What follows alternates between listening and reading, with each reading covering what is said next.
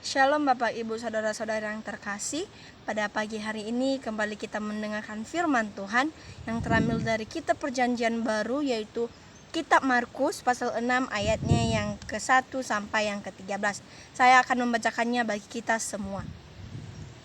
Di bawah perikop Yesus ditolak di Nazaret. Kemudian Yesus berangkat dari situ dan tiba di tempat asalnya, sedang murid-muridnya mengikuti dia.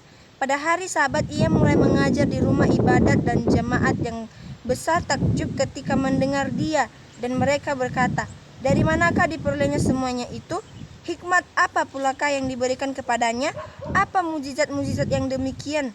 Bagaimanakah dapat diadakan oleh tangannya? Bukankah ia ini anak tukang kayu, anak Maria, saudara Yakobus, Yoses, Yudas, dan Simon? Dan bukankah saudara-saudaranya yang perempuan ada bersama kita?" Lalu mereka kecewa dan menolak dia. Maka Yesus berkata kepada mereka, "Seorang nabi dihormati di mana-mana, kecuali di tempat asalnya sendiri, di antara kaum keluarganya dan di rumahnya. Ia tidak dapat mengadakan suatu mujizat pun di sana, kecuali menyembuhkan beberapa orang sakit dengan meletakkan tangannya atas mereka." Ia merasa heran atas ketidakpercayaan mereka.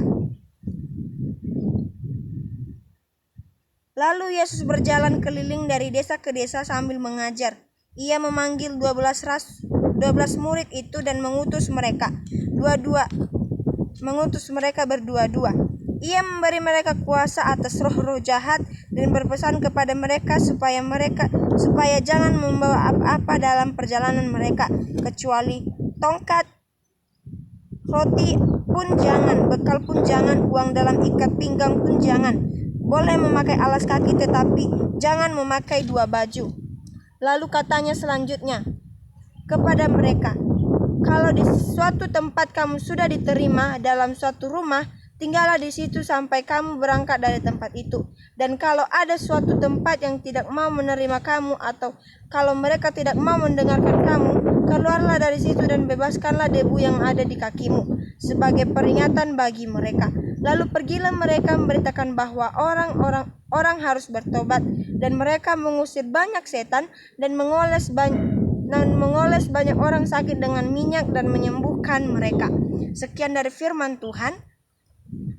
Bapak, Ibu, saudara-saudara yang terkasih, di sini saya memberikan tema bagi kita semua, yaitu setia melayani Tuhan dalam berbagai keadaan. Sekali lagi, setia melayani Tuhan dalam berbagai keadaan. Bapak, Ibu, saudara-saudara yang terkasih, untuk mengawali firman Tuhan ini, saya mau bertanya kepada kita semua di tempat ini. Apakah pernah saudara-saudari mengalami yang namanya penolakan atau tidak diterima dari lingkungan kita sendiri? Ketika kita ditolak, tentunya kita merasakan sakit dan kesedihan di dalam hati kita. Tentunya setiap dari kita tidak ada yang menginginkan penolakan. Kita menginginkan keberadaan kita diterima oleh siapapun dimanapun tempat kita. Akan tetapi faktanya tidaklah selalu demikian. Faktanya tidak semua tempat menerima kita, atau tidak semua lingkungan mau menerima kita. Demikian halnya dalam pelayanan. Tentunya kita juga menginginkan keberadaan kita diterima dan dihargai di tempat kita melayani. Akan tetapi yang menjadi pertanyaannya adalah, ketika kita mengalami yang namanya penolakan dalam pelayanan, apakah kita akan mundur begitu saja? Maka dari itu, pada firman ini, melalui firman Tuhan ini, kita akan belajar dari teladan pelayanan yang dilakukan oleh Tuhan Yesus. Bahkan dalam keadaan ditolak pun, dalam pelayanannya Tuhan tetap menyampaikan firman-Nya. Maka firman Tuhan ini saya bagi menjadi 2 poin penting, yaitu sebagai berikut. Poin yang pertama yaitu siap menghadapi yang namanya penolakan. Siap menghadapi penolakan. Dapat kita lihat pada ayat yang pertama sampai ayatnya yang ke-5. Bagian ini menjelaskan tentang bagaimana pelayanan Tuhan Yesus di tempat di mana ia dibesarkan, yaitu di kota Nazaret. Pelayanan Tuhan Yesus di Nazaret tidaklah berjalan mulus, sekalipun itu merupakan kampung halamannya. Perikop Markus pasal 6 ayat 1-5 ini mengisahkan bagaimana Tuhan Yesus sendiri mengalami yang namanya penolakan dari lingkungan terdekatnya sendiri. Penolakan itu mulai jelas terlihat sejak mulai dari ayat yang ketiga, ketika Yesus mulai mengajar di rumah ibadat dan pada hari Sabat, orang-orang yang mendengar Dia lalu berkata, "Dari manakah diperolehnya semuanya itu? Hikmat apa yang diberikannya dan bagaimana Dia dapat melakukan mujizat-mujizat itu?" Mereka meragukan tentang kuasa Yesus. Pertanyaannya, mengapa mereka meragukan kuasa Yesus? Karena mereka tidak percaya sesungguhnya Yesus adalah Sang Mesias yang diutus oleh Bapa, yang diberikan kuasa oleh Sang Bapa untuk mengadakan berbagai mujizat. Tetapi penolakan terhadap Tuhan Yesus tidak hanya berhenti sampai di situ saja. Mereka juga meragukan tentang asal-usul Tuhan Yesus yang hanya merupakan anak dari seorang tukang kayu. Penyebab utama dari penolakan terhadap Yesus karena Yesus bukan berasal dari keluarga yang terpandang, yang memiliki pengaruh besar dalam masyarakat Yahudi. Sebab besar harapan mereka bahwa Yesus adalah Mesias yang dinanti-nantikan oleh mereka, dan mereka berharap bahwa Mesias yang mereka pikirkan dan inginkan lebih bersifat politik daripada kerohanian. Sesungguhnya, tanpa disadari pun, mereka telah menolak berita keselamatan dari Allah yang telah hadir di tengah-tengah mereka. Melalui hal ini, kita melihat bahwa melayani bukanlah sesuatu hal yang mudah, karena kita pasti akan merasakan apa yang dirasakan oleh Tuhan, yaitu mengalami penolakan bahkan dari orang-orang sekitar kita. Tapi bukan berarti karena kita mengalami yang namanya penolakan, maka kita tidak akan melakukan pelayanan lagi. Justru seharusnya melalui penolakan-penolakan itu membuat kita semakin setia dalam melayani Tuhan, meneladani Dia dalam setiap keadaan, serta kita harus tetap kuat karena Tuhan telah lebih dulu mengalaminya. Maka inilah sesungguhnya kekuatan kita, bahwa penolakan memang tidak bisa kita hindari, tetapi justru disitulah kita akan melihat kuasa Tuhan bekerja dalam diri orang yang diutus Tuhan untuk mengerjakan misinya. Maka itu yang menjadi alasan kita. Poin yang kedua yaitu diutus untuk melayani Tuhan. Dapat kita lihat pada ayatnya yang ke-6 sampai yang ke-13. Penolakan yang dilakukan oleh orang banyak untuk mempercayai Yesus sebagai Mesias membuat Dia mengalihkan perhatiannya dari orang-orang banyak untuk kemudian mengajarkan dan melatih murid-muridnya dari yang kemudian akan diutus untuk melanjutkan misi pelayanannya. Ini merupakan bagian yang sangat penting dari pelayanan yang Yesus kerjakan, karena merupakan sebuah perpisahan bagi para murid-muridnya untuk melakukan pelayanan di masa-masa yang akan datang. Yesus mengutus murid-muridnya untuk pergi berdua-dua. Dapat kita lihat pada ayatnya yang ke-7. Fakta ini mengajarkan kita tentang pentingnya persekutuan dan kerjasama dalam melakukan pelayanan. Ketika kita melakukan yang namanya pelayanan, melayani Tuhan, perlu yang namanya kerjasama, saling menopang, saling menguatkan.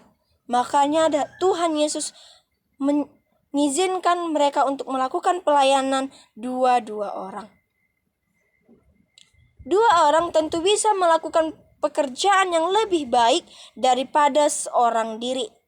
Mereka pasti bisa untuk saling menguatkan. Kemudian Yesus memperlengkapi mereka dengan memberi kuasa atas roh-roh jahat. Namun mereka tidak diperbolehkan untuk membawa perbekalan. Dapat kita lihat pada ayatnya yang ke-8 sampai ayatnya yang ke-9. Lalu muncul pertanyaan bahwa bagaimanakah mereka akan memenuhi kebutuhannya dalam pelayanan? Jawabannya yaitu mereka harus tetap bergantung kepada Tuhan. Mereka hanya bergantung kepada Allah. Dengan cara demikian, maka Yesus memang ingin mengajar murid-muridnya untuk beriman dan percaya bahwa Allah sanggup menyediakan keperluan mereka. Sebab itu, mereka tidak boleh pilih-pilih tempat tinggal, apalagi alasan ingin mencari tempat yang lebih nyaman lagi.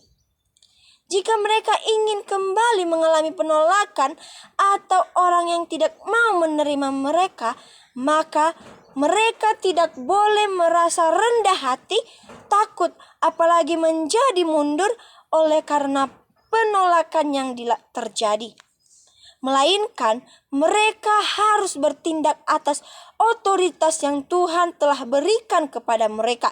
Sebab itu mereka harus memperingatkan orang-orang tersebut.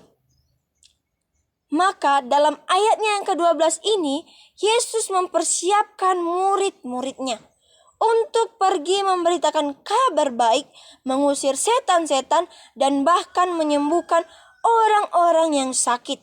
Dengan melakukan semua itu, mereka menunjukkan bahwa kerajaan Allah datang dengan penuh kuasa. Begitupun juga dengan kita. Ketika kita telah diutus untuk melayani, maka kita harus melakukannya dan harus setia melayani Tuhan dalam berbagai keadaan, baik itu suka maupun duka. Walaupun kita mengalami yang namanya penolakan, bukan berarti kita menjadi takut untuk melakukan pelayanan, melainkan melalui penolakan itulah api semangat kita semakin menyala-nyala, bukan menjadi padam. Jadi Bapak, Ibu, Saudara-saudara yang terkasih, apa yang menjadi penerapan atau aplikasinya bagi kita semua? Yaitu melalui firman Tuhan ini, kita sebagai pelayan-pelayan Tuhan diingatkan agar haruslah kita melakukan pelayanan itu dengan segenap hati kita. Dimanapun kita diutus atau ditempatkan, haruslah kita melakukannya dengan penuh semangat. Mungkin di tempat pelayanan itu kita akan mengalami yang namanya penolakan sama seperti yang dirasakan oleh Tuhan Yesus atau juga oleh 12 murid-muridnya. Maka melalui penolakan ini dari orang-orang atau mungkin kita juga akan dihina atau lain sebagainya. Namun bukan berarti kita menjadi takut untuk melakukan pelayanan, tetapi ada baiknya api semangat kita tidak terpadamkan oleh karena penolakan itu, tetapi api semangat kita harus terus berkobar-kobar untuk memberitakan Injil keselamatan kepada semua orang, karena masih banyak orang-orang yang sangat membutuhkan kabar baik itu. Jadi, mari kita tetap mengingatkan bahwa ditolak oleh manusia belum tentu akan ditolak oleh Tuhan. Tuhan yang mengutus dan memilih kita, maka itu berarti Dialah yang menyertai kita dalam pelayanan, sekalipun kita mengalami penolakan. Penolakan yang didapat Tuhan Yesus tidaklah mengubah bahwa fakta dirinya adalah Mesias, Sang Juru Selamat dunia. Maka demikian juga dengan kita.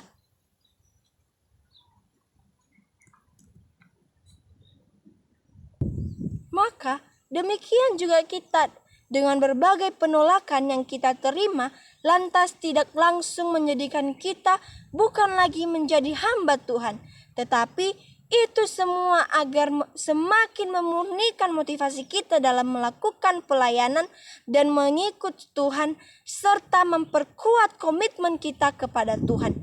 Amin firman Tuhan. Tuhan Yesus memberkati kita semua. Shalom.